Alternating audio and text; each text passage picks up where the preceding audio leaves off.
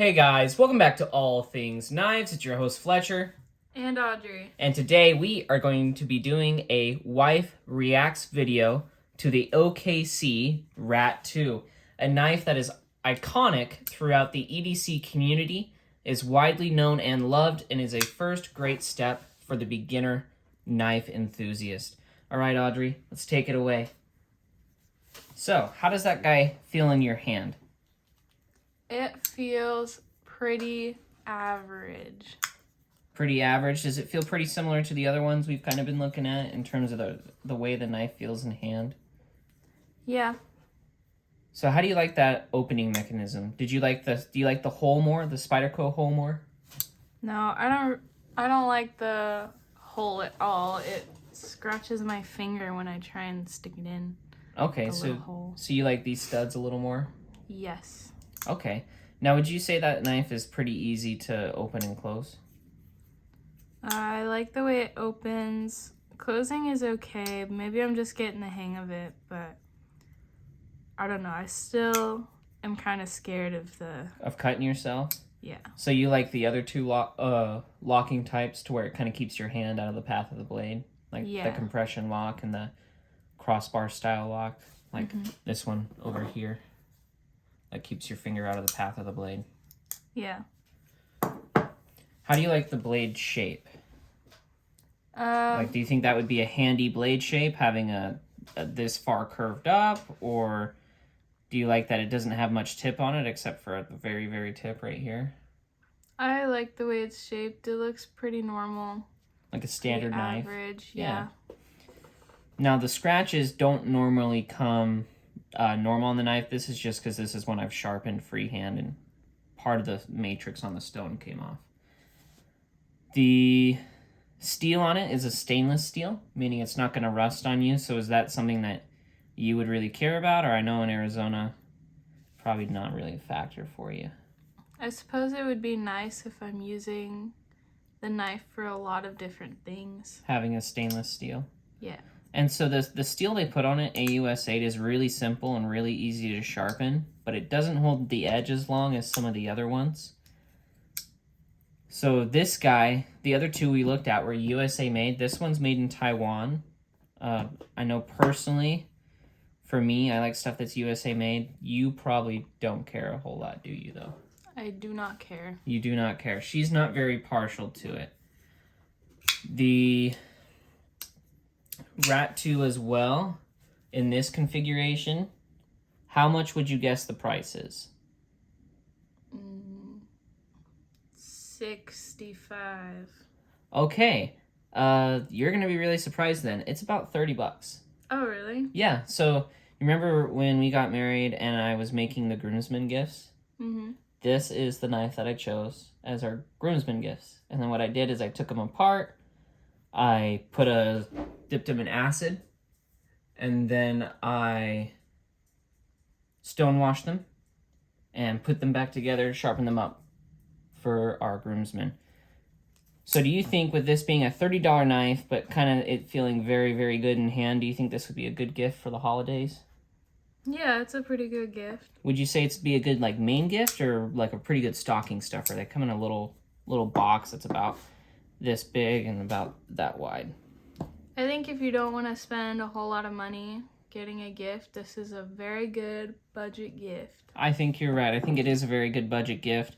But would you say it feels budget, or do you think it, like, in terms of the fit and finish and the quality, do you feel like it feels on par with what we've felt otherwise, and like in terms of the Benchmade, like with how smooth it is to open? I think it feels like a really good knife. Like it wouldn't be $30. I could see it being more as compared to a lot of other knives. Now, there is one thing. The other two lock types in which we were looking at were ambidextrous, but this one isn't. So it would kind of limit who you could give it to. You see how that's kind of awkward with my left hand? Yeah, I guess so.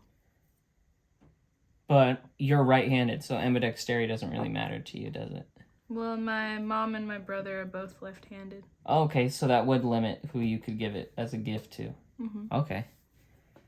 The nice thing about this, though, is you could still give it to a left-handed person because they can carry it in their left-hand pocket. It's just a little harder for them to open and close. So you remember that PM2 that I showed you? The second knife we looked at that had the opening hole? Okay. That one, they actually make a left-handed version of. So you can buy it specifically for if you had a friend or something, or a family member, or you yourself are left-handed, you can buy that one. Another cool thing about this style of knife is because it's so popular, you can customize it. Do you remember for one of my birthdays how I had you order a custom knife for me? Mm-hmm. It was this knife, but they switched the blade out and they put the scales on in that pocket clip. So with a knife like this, it's very customizable, just like those other two knives we were looking at. Do you think that would make it another good gift option? You could kind of trick it out for someone, and even though it's really cheap, and the accessories for it are cheap, you could put some money into it and make something really unique. Yeah, I think that's cool. It's kind of like how you like to crochet. This is my crocheting. So, let's see. Go ahead and give me a real tight grip on it. Like, grip it really tough. So your hands are about the same size as mine. If not, your fingers are a little longer. What if I told you there was a bigger version of that knife? Would you want it, or do you think it would be too big? I don't really like very big knives. Okay. So what if I told you it was around the size of that second knife, the PM2? Would you still want it then, or do you think it'd still be too big? As long as it's not that much bigger than this one. Okay. So you like the feel of the knife. It feels good.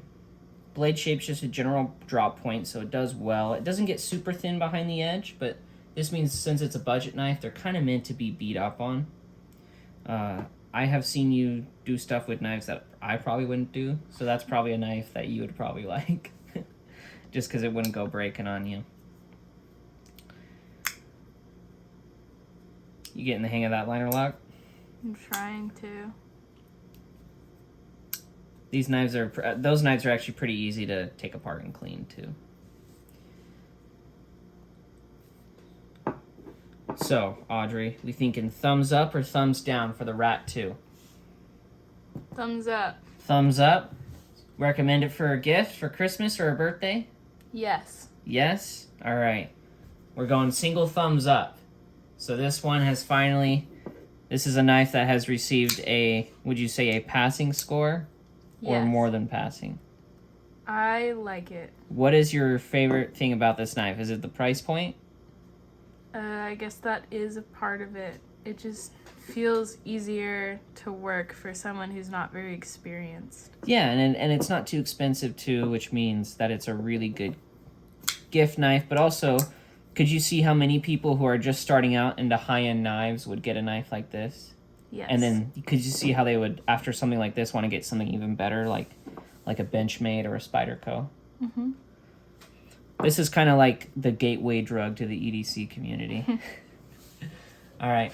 Thank you so much for watching, guys. Let us know if you guys have a Rat2, if you've ever thought of getting one. If you're thinking of getting one for Christmas, it's got a passing score from Audrey here. And it's definitely got flying colors from me, personally. These are great knives to mod, and you can really make a personal gift. Please don't forget to turn on that notification bell. Lets you know when you post a new video. And as always, guys, don't you ever forget... Stay sharp.